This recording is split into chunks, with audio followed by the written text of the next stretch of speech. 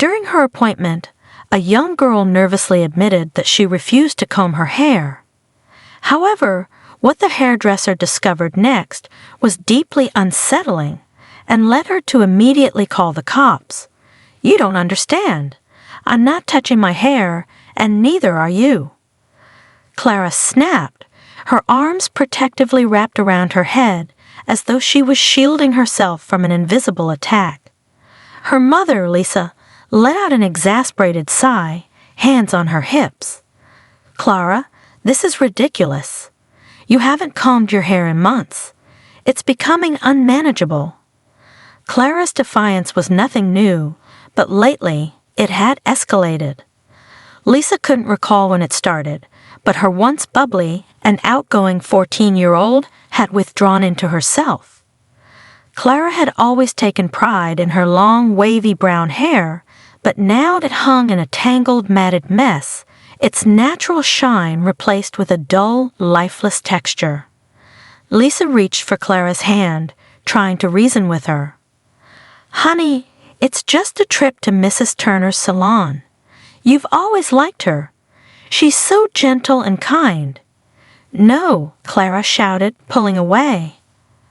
"I don't want anyone touching me." Lisa froze, stunned by the intensity in her daughter's voice. Clara's words weren't the usual teenage rebellion. They carried a tone of fear that sent a chill through her. Later that evening, Lisa called Mrs. Elaine Turner, a trusted hairdresser in their small town.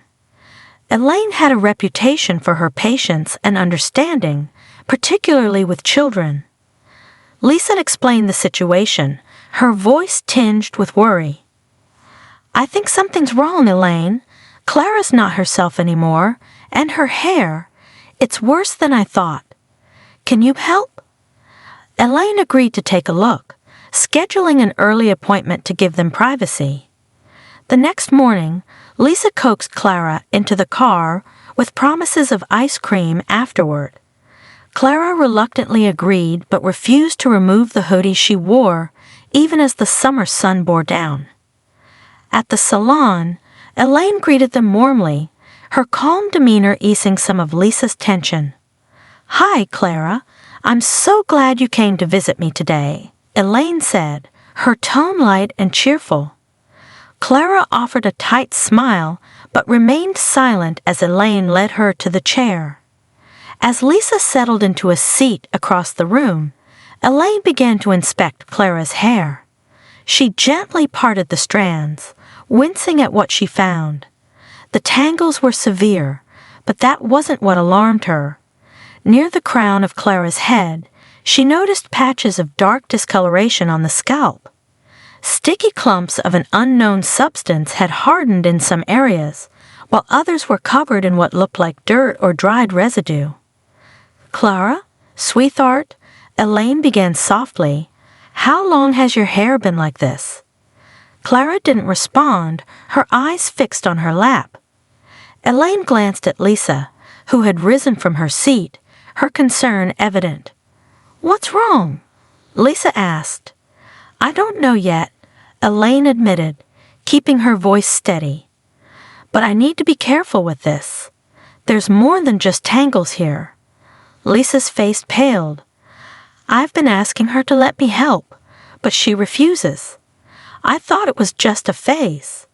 Her voice trailed off as guilt began to creep in.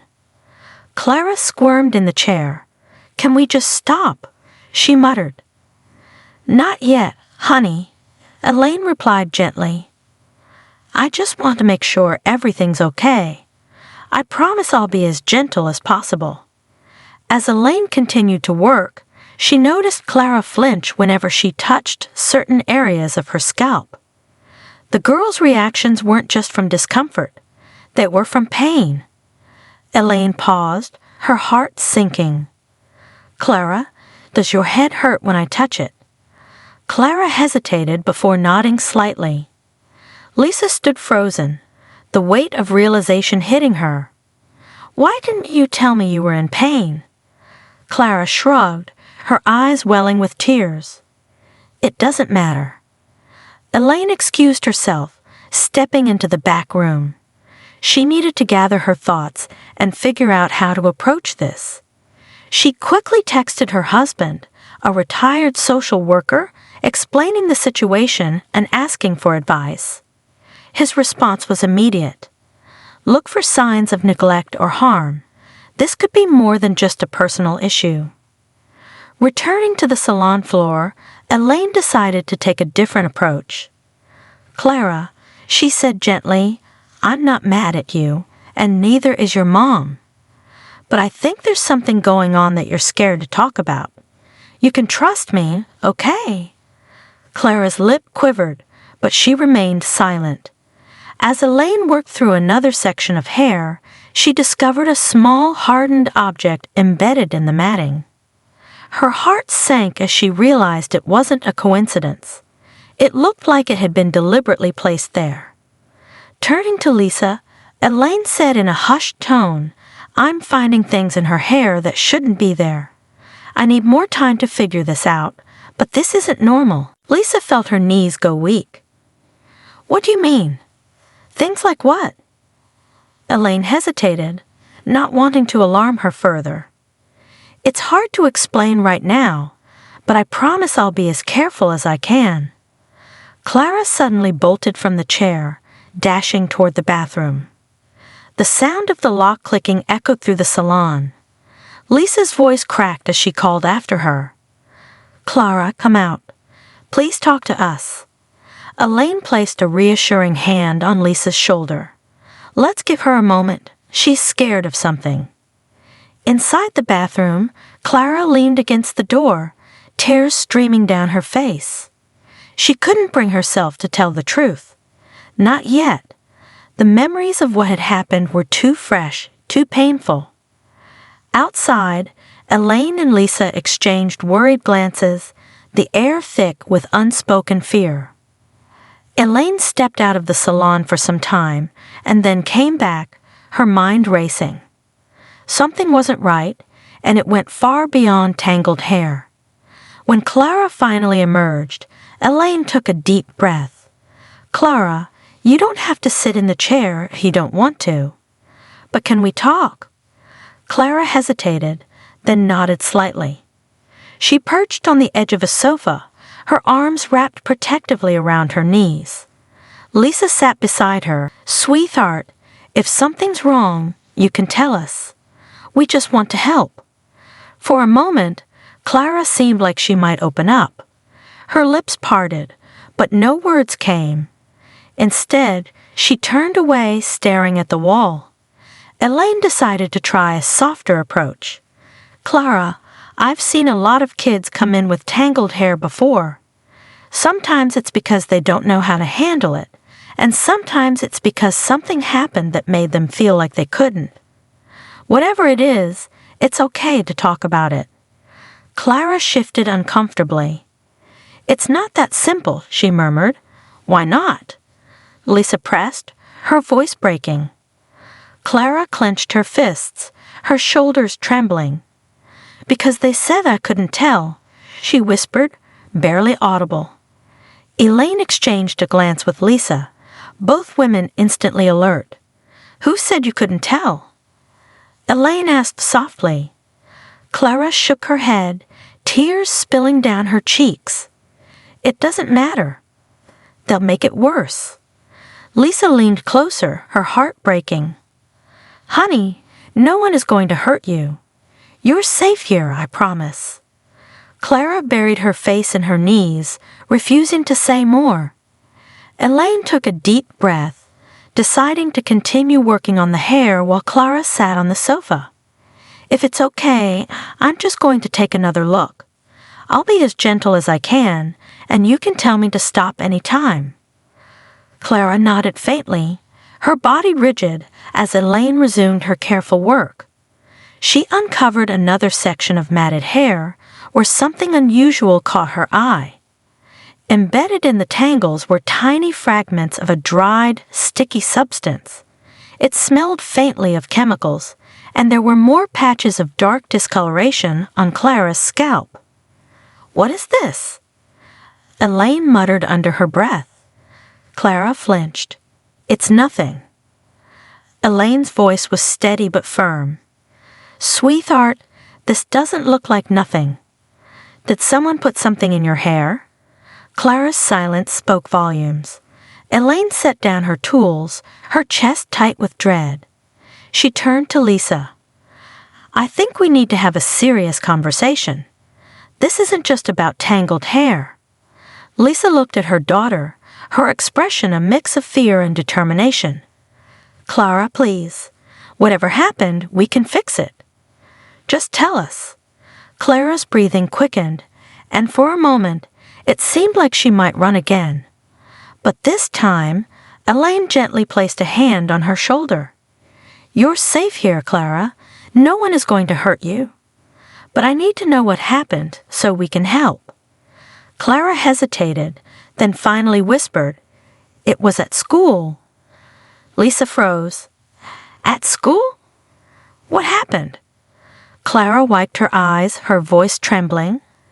"It was a few girls. They cornered me in the bathroom.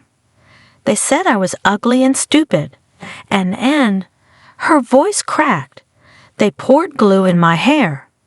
She broke down into sobs. Lisa's hands flew to her mouth, tears streaming down her face. "Oh my God, Clara, why didn't you tell me?" "They said they'd do it worse if I told anyone," Clara choked out. Elaine felt a surge of anger and sadness. She gently hugged Clara. "I'm so sorry this happened to you, sweetheart. But you did nothing wrong, and this isn't your fault." Lisa knelt beside her daughter, stroking her back. "We're going to fix this. I promise you, those girls won't get away with it." Elaine took a deep breath, her voice calm but firm. "Lisa, I think it's time to call the authorities. This isn't just bullying, it's abuse." Clara panicked, shaking her head. "No, you can't. They'll know it was me." Elaine crouched to meet Clara's gaze. "They won't hurt you anymore, I promise. But we need to make sure they're held accountable. You're not alone in this, Clara." Lisa hesitated, torn between her daughter's fear and the need for justice. Finally, she nodded. "Elaine's right. We have to do this." Elaine immediately stepped into the back room to make the call, her hands trembling slightly as she explained the situation to the police. When she returned, she found Clara leaning against her mother, finally allowing herself to be comforted. The police car arrived just as Clara tightened her grip on her mother's arm. Lisa whispered words of comfort, but Clara's body was trembling. Elaine gently explained the situation to the two officers who stepped into the salon, their professional but empathetic expressions immediately putting Lisa somewhat at ease.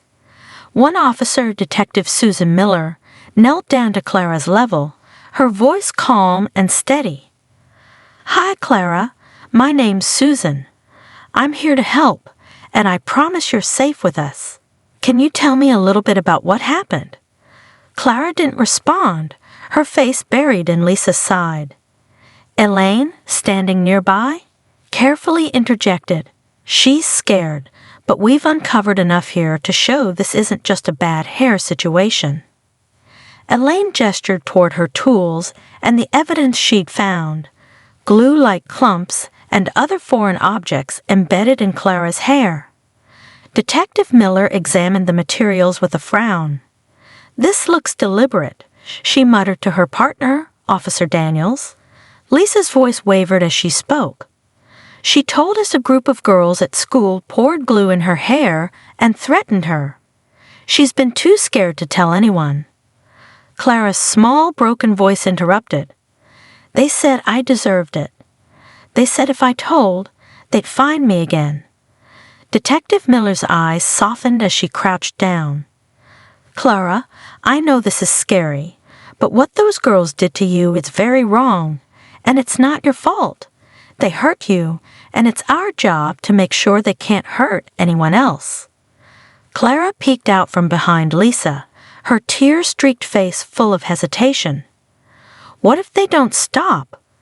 "They will," Miller assured her firmly, because we'll make sure of it, and we'll keep you safe." As Miller asked more questions, Elaine continued working on Clara's hair with extreme care. Slowly, she uncovered areas where the glue had hardened so much it had caused sores on Clara's scalp. Other sections revealed broken strands and signs of patches being forcibly ripped out. Elaine paused, her hand shaking.